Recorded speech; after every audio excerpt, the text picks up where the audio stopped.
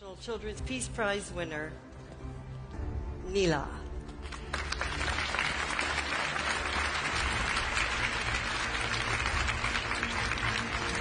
So when she comes up, then we'll start.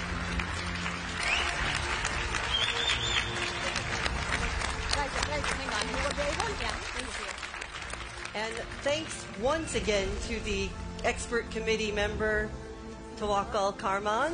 And Neela, if you will stay, we will get the words from this year's International Children's Peace Prize, Neela.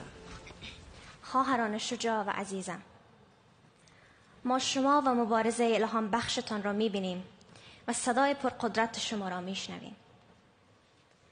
شما فراموش نشده اید و هرگز فراموش نخواهید شد. هرگز اجازه ندهید تاریکی و سیاهی جهل و نفرت نوری که در قلب‌هایتان دارید را خاموش کند یا آرزوهایتان را از شما بگیرد.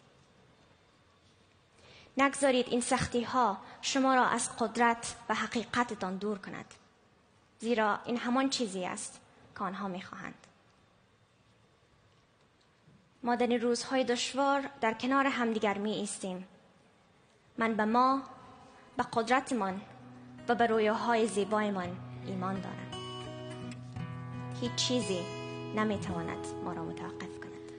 برو بخیر به مکتب، درس بخوان دختر جان، به تو نیاز داره افغانستان دختر جان.